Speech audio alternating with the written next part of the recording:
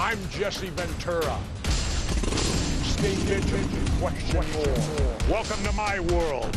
Come along for the ride. The world according to Jesse.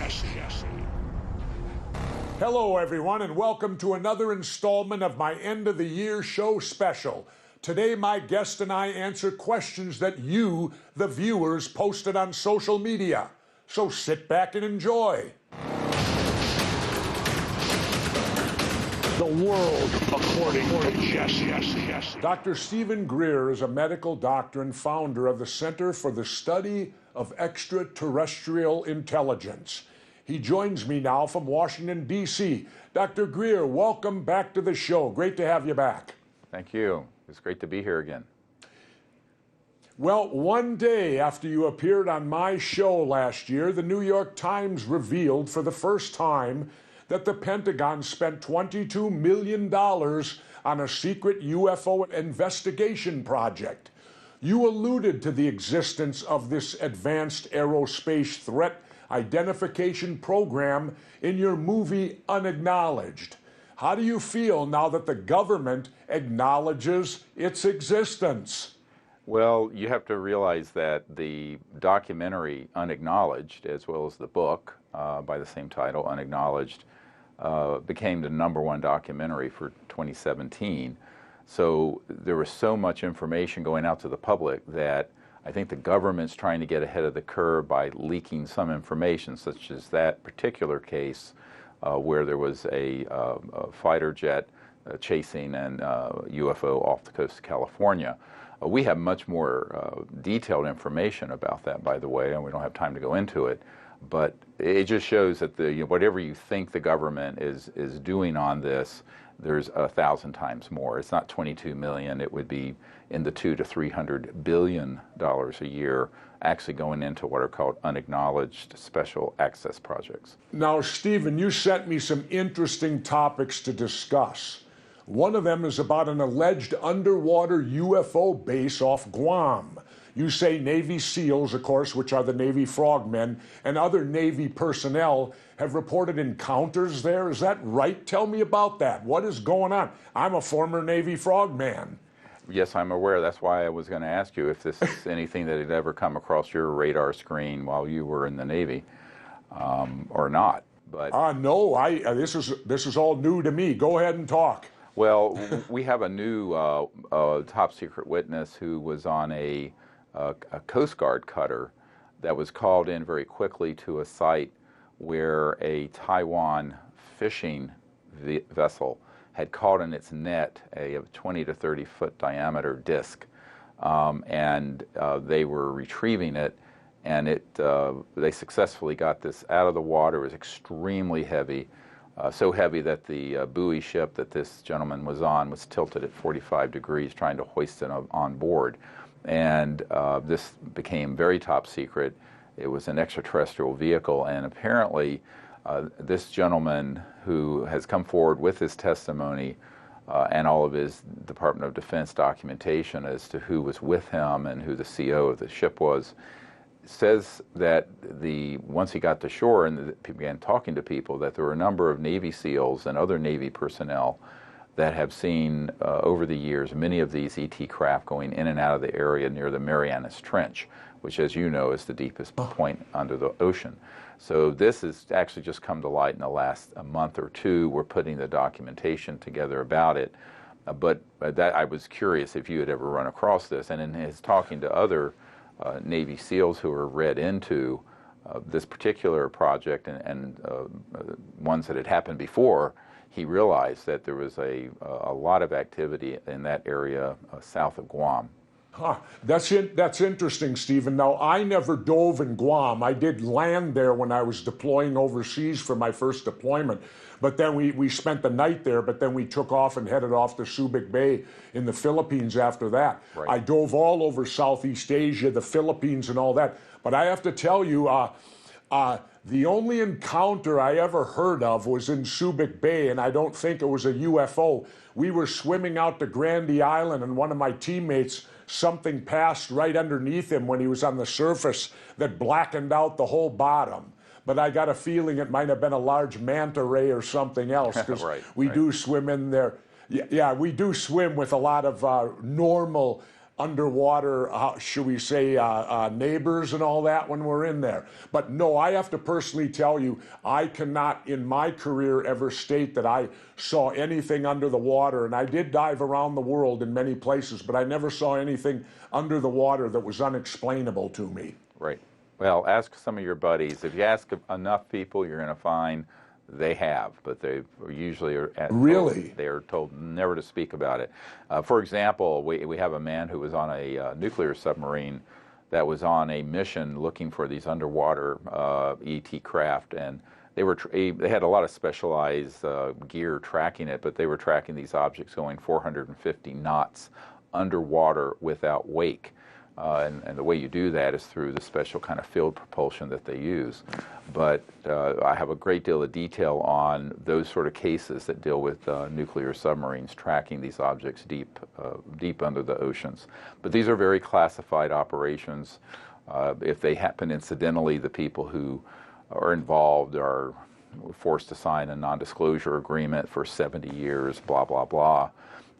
Now, in my case, what I've been able to do is get enough. I have now over 900 military and intelligence people who've come forward with these sort of encounters, because we discovered that the underlying projects are being run illegally, up to and including lying to the President and Congress about it, as well as top brass at the Pentagon that I have briefed. I mean, I briefed the CIA director, Bill Clinton's first CIA director, R. James Woolsey, and he and the President were completely being deceived on this subject, even though I had documentation about it. And when they made a directed inquiry into it, they were basically told to jump off a cliff. So there are some operations going on that are really dangerously secretive, to the point that folks have no idea. And they're very large. Wait a minute, projects. Stephen, wait a minute. Time out. Time out a second. You mean you took this to the President, and Yes. the President inquired about it and was told basically it's none of his business? Correct. I will take a polygraph. That's to that amazing. effect. Yeah. That is utterly amazing. It Now, should scare the hell out of anyone who piggyback- just understands what I said. You, as a military guy, more than anyone, is going to understand the danger of this. I'm astounded over that. I mean, that's the commander-in-chief. That's the head of the country. How can he possibly be told he can't know about something? Well, you know, I had a man on Ronald Reagan's national security staff who knew about this subject. He says, we tell the old man what we want to tell him. And when we want to lie to the president, we lie to him. He was very cynical. It's very Washington. And this is the sort of thing, this is why I left my medical career. You know, I'm a trauma doctor, emergency doctor, because this is an enormous threat to our democracy. People have no idea how dangerous these projects are. Wow. Now, you say you've been underwater with UFO events involving our nuclear submarines. No, I haven't. I have people on my team who have. Okay. Yeah. Okay, are we really tracking UFOs underwater? Explain why you believe this is happening, and who's keeping track, and has it exactly been verified? Yeah, there's a highly compartmented operation within naval intelligence that handles these sort of encounters, and there have been specific missions where our nuclear subs have gone out to track or to detect underwater extraterrestrial vehicles. ETVs is what they're called in the National Security Agency. But these have been going on for decades. I have several people who are on my team who are military folk who have been on these submarines when these events have happened. And it's not every day, but it's not unusual either. But these are, again, very classified. They're kept incredibly secret. And often it's intelligence gathering operations. The world according to Jesse. We've got to take a quick break. When we return, Dr. Greer answers questions from you, the fans. We'll be right back. The world according to Jesse.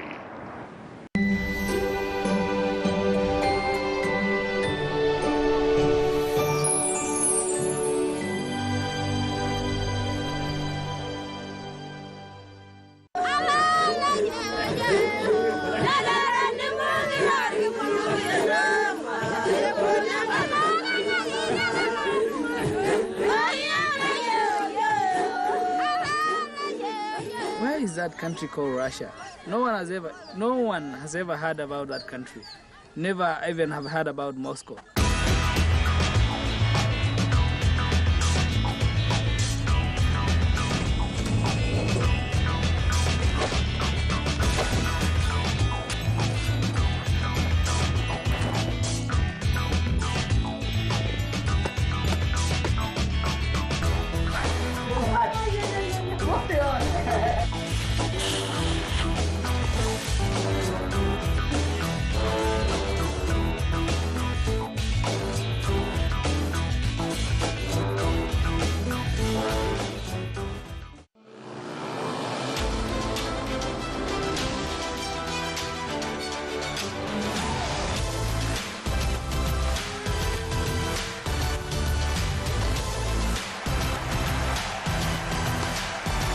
There's something for you on your Sports HQ.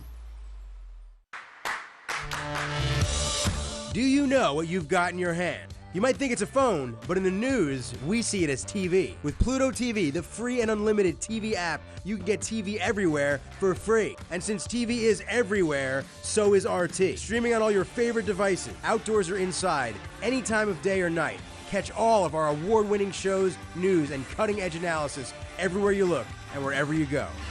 Question more. You know, it doesn't really matter where you've been. What matters is where you're going, right? Will future generations look back at the establishment media as the lead in the water pipes that drove the Romans mad?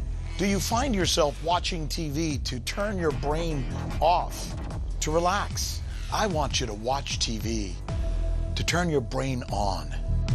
I'm Rick Sanchez. It's time to do news again.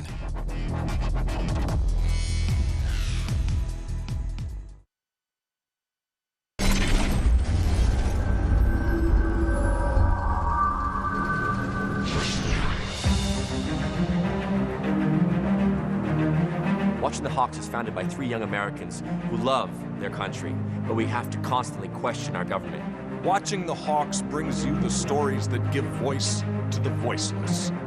We dig a little deeper. We hit the stories that everyone else is afraid to touch, is afraid to talk about because they don't want to upset their corporate sponsors or interrupt their government access. Now is the time, more than ever, that we need to question more. We're in this post-truth world where words have to matter again. It's about educating people and giving them context instead of telling them what to think. Dialogue is far more valuable than debate.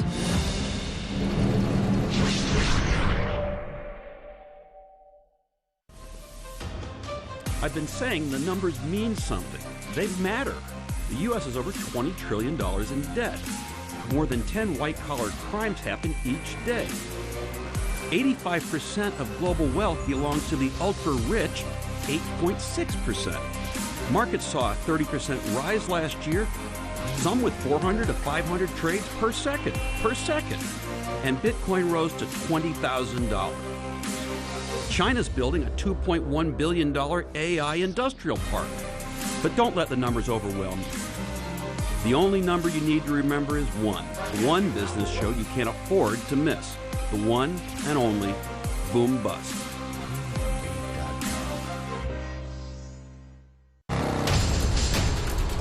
I'm Jesse Ventura. Stay vigilant and question more. Welcome to my world. Come along for the ride. The world according to Jesse. Welcome back as we continue our conversation with my guest, Dr. Greer. The world according to Jesse. I think you have a question for me now? Well, yeah, I mean, one of the things I wanted to ask is were you ever in, or did you know anyone who worked in what's called the Technology Management Office, the TMO, that's in one of the sub-basements of the Pentagon? Well, I can honestly tell you this. I've only been in the Pentagon one time in my life. Okay. That was when I was governor, and I think I probably got the standard Pentagon walkthrough that probably any governor would get. Gotcha. You know, in my time in the service, I never saw the Pentagon. I was in San Diego, California, or deployed overseas for 17 months, so I can't talk to the Pentagon at all. Well, you know, one time when I was at the Pentagon, I was briefing the head, the director of the Defense Intelligence Agency, and he had made inquiries into this issue and also had been lied to. He was furious, by the way. And also, on another meeting, I had astronaut Edgar Mitchell, the sixth man to walk on the moon, with me, and I was there with my military advisor. And I was briefing the head of intelligence, J2, for the Joint Chiefs of Staff. So this is the man, he's the admiral who's in charge of the intelligence briefings for the Joint Chiefs of Staff. He had, through a document I published, found a unacknowledged special access project, secret project, dealing with UFOs, and he made an inquiry, and he was told, and I'm quoting, they said, "Sir, you don't have a need to know." And he said, "God damn it, I'm the head of intelligence for the Joint Chiefs of Staff. How can I not have a need to know?" And they said, "Sir, we will not discuss this with you further." And they hung up on him. So these are true. This is true. Every word I'm telling you is true. So I mean, this office, there is, you know, people don't realize nothing important is above the surface of the earth. It's underground. So they're in SCIFs, secure communication information facilities. But there's one in the Pentagon, and there's an office there called the Technology Management Office, or TMO, and that's where a lot of these projects are managed from. You know, this is amazing, Stephen, because here you've got this guy with the Joint Chiefs, and he's being told by the government he doesn't have a need to know. That reminds me so much of when I did conspiracy theory, and we would go out and go after these conspiracies, and many involve the government. And I learned quick, you can't ask the government a question and expect to get an answer. They get a straight answer. Yeah, right. I feel good now knowing that this guy even got the runaround like I did, and I was a civilian. Yeah, well, don't feel bad. What was your other... The president, I personally know of presidents of the United States that have gotten the runaround. So, you know, you're in good company.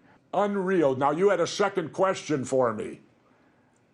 Well, I had also was wondering if you had any of your colleagues over the course of your career have encounters with an extraterrestrial being or a craft.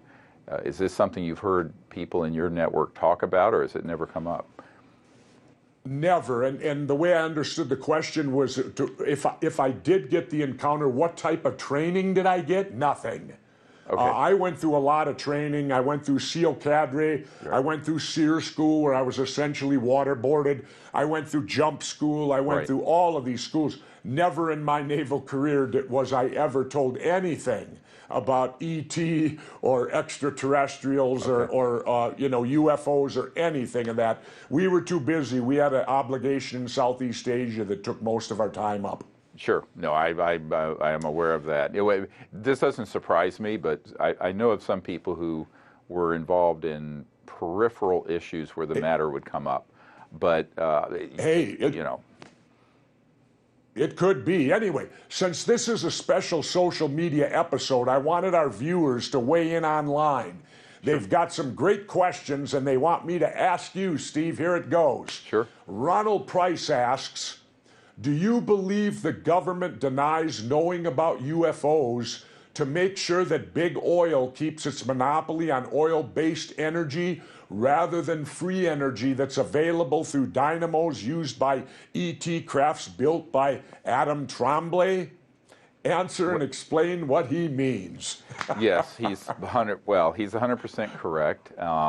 This is actually a technology and geopolitical story, and to answer it very quickly, the technologies that are behind the propulsion and energy system of what we call a UFO was figured out by 1954, which means that we have not needed oil, gas, coal, nuclear power, jet engines, rockets, internal combustion engines in cars since that date, which is, I was only not even alive in 1954. I was in a I was 3. All right, I was in a twinkle in my father's eye, man.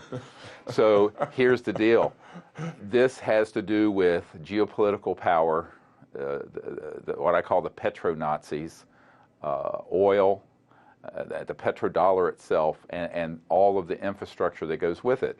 Because if you disclose that these UFOs are real, the first thing a scientist is going to say, how are they moving at those speeds and making right-hand turns? How are they defying gravity? Exactly. Well, when that question gets asked, we have people who will answer it. And when it gets answered so that the whole world knows it, then it's the end of oil and coal and nuclear power. So that is that is a huge issue. It's a huge big deal. Steve, I'd say we're about 50 years late. We better get on it. Well, now, Old yes. Quiddy asks, how do you separate misinformation from truth regarding UFOs and ETs? How do you do that? It's a very good question. I require 2 or 3 corroborating data points as well as documentation from a whistleblower, someone who has firsthand knowledge. A government document has to have a provenance associated with it. I don't deal with the rumor mill of nonsense. I would say more than 90% of everything that you will find on the internet on this subject is utter and complete nonsense and rubbish. I will say that. However, the 10% that isn't rubbish is of the most great significance, I mean, to the human future and also to our having a sustainable planet here. Because, look, these technologies are technologies that if they're put into application, we would have no poverty and no pollution within 20 years. We would have a sustainable civilization. We should have had that by the time you and I were born, Jesse. But here we are floundering around with oil war number X, Y, and Z and all the nonsense going on, when we really need to move on. But the money people, the big power centers are in the money and technology dealing with this issue. They're not at 1600 Pennsylvania Avenue or on Capitol Hill. The big power is in the financial system. Yeah, isn't it always? Follow the money. Yep. Another user asks, what do you know about the world's largest radio telescope in China? Do the Chinese give access to others? Well, you know, the Chinese actually have been more open and forthcoming about UFOs than the United States. And I've met with a number of people in China, although they have compartmented operations dealing with this as well. Most of the big players on the financial and corporate stage don't want to rock the boat. And you talk about a disruptive technology, there are no disruptive technologies in Silicon Valley. These are the truly disruptive technologies. Now, they need to come out. So with the Chinese, with their radio telescope, I have no doubt that they have tracking mechanisms where they pick up UFOs all the time. I met with a senior ambassador from China years ago who confirmed this to me. Now, whether that particular radio telescope is purposed for that reason or not, I don't have any intelligence on. And finally, Chris Jones asked, will the U.S. government ever give full disclosure about what they know about UFOs and aliens, or will it just trickle through from the heavenly redacted documents? First of all, the government, which government? The government that we elect and have in there, they couldn't find their ass in a well-lighted room with both hands. So here's the problem. That's a terrible expression my dad gave me, but the fact of the matter is, it is in a compartmented, unacknowledged special access project system that really is not, it's not as if every member of the Senate Intelligence Committee or president can say, we have all the information, here it is. Because it isn't managed that way. It is highly compartmented. It's way past top secret. So the question is, how do you get this fixed? That's why I founded the Disclosure Project, to get people who have been in those projects to come forward as whistleblowers with documentation to put out to the public. If you go to our website, SiriusDisclosure.com, SIRIUS disclosure.com, we have links to over 70 of these top secret witnesses and thousands of pages of documentation on our website. So I encourage people to go there, but what's more important is that people who've been in those projects, they need to come forward as patriots. It is an act of patriotism to stand up against a fascistic illegal level of secrecy. And I think that people need to do...